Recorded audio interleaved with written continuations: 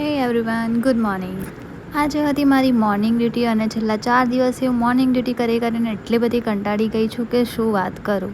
પણ કંઈ નહીં, જોબ તો જોબ છે, જવું જ પડે. ઘરે આવીને મેં લઈ લીધું હતું મારું લંચ અને હું નીકળી ગઈ હતી ક્લાસ પર જવા માટે. હવે ક્લાસમાં જવાની પણ ઈચ્છા થતી નથી, પણ મારી જોડે કોઈ ઓપ્શન જ નથી. ક્લાસમાંથી આવતા આવતા મને યાદ આવ્યું કે હવે હું ઇન્ફ્લુએન્સર તો બની જ ગઈ છું, તો મારે એક લાઇટની જરૂર હતી. એટલે હું પહોંચી ગઈ હતી આપણા વડોદરાના મરી માતાના ખાંચામાં.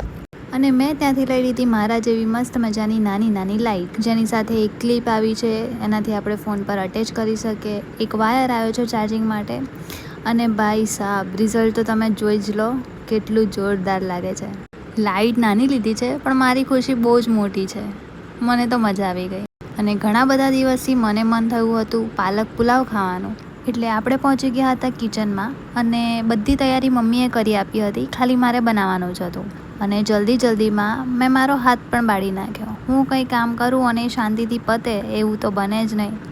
પણ કંઈ નહીં, પાલક પુલાવ બહુ ટેસ્ટી બન્યો હતો. ઘરનું થોડું ઘણું કામકાજ પતાવીને આજે મારે જવાનું હતું એક શૂટ માટે. એટલે આપણે થઈ ગયા હતા રેડી શૂટ પર જવા માટે. તો કંઈ નહીં, આજના વ્લોગ માટે આટલું જ. કાલના વ્લોગમાં મળીશું. ત્યાં સુધી bye bye, good night and take care.